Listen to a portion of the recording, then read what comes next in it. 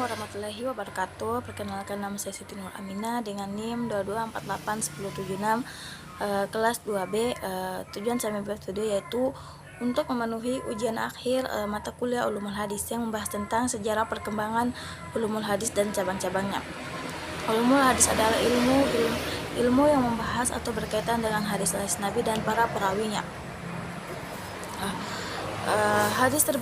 Ilmu hadis terbagi menjadi dua macam, yaitu hadis riwayat dan hadis diroyah. Hadis riwayat adalah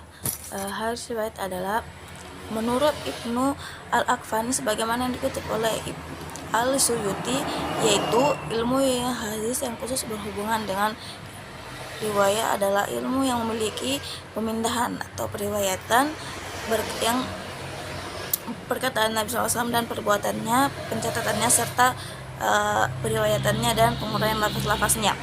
Dua, hadis diroyah adalah ilmu yang bertujuan untuk mengetahui hakikat riwayat, syarat-syarat macam-macam dan hukum-hukumnya, keadilan para perawi, sasaran mereka, jenis yang diriwayatkan dan sebagian yang berhubungan dengannya. Sejarah perkembangan hadis.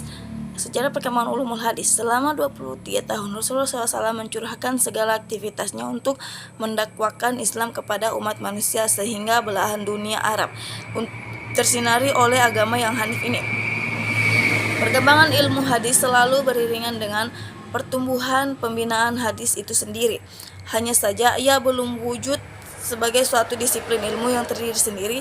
Pada saat Rasulullah SAW masih hidup di tengah-tengah kaum muslimin, ilmu ini masih wujud dalam bentuk prinsip-prinsip dasar yang merupakan embrio bagi pertumbuhan ilmu hadis di kemudian hari.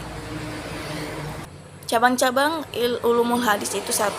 Ilmu rijal al-hadis yang membahas para perawi hadis baik dari sahabat, dari tabi'in maupun dari angkatan sesudahnya.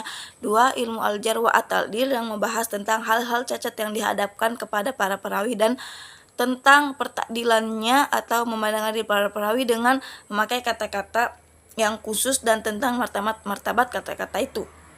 3. Ilmu fanil mubhamat untuk mengetahui nama orang-orang yang tidak disebut di dalam matan dan di dalam sanad. 4.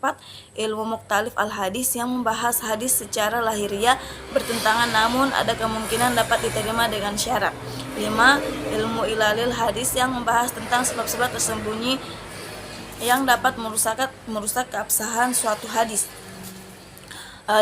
Ilmu garibul hadis yang membahas dan menjelaskan hadis Rasulullah SAW yang sukar diketahui dan dipahami orang banyak karena telah berbaur dengan bahasa lisan atau bahasa Arab pasar.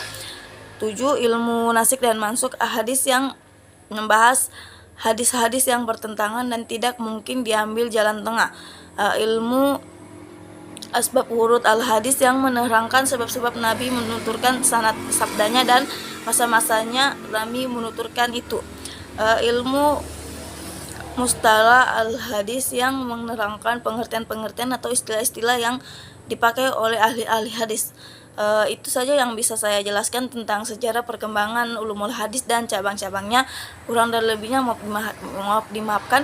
Billahi fisabilil haq wastabil khairat. Assalamualaikum warahmatullahi wabarakatuh.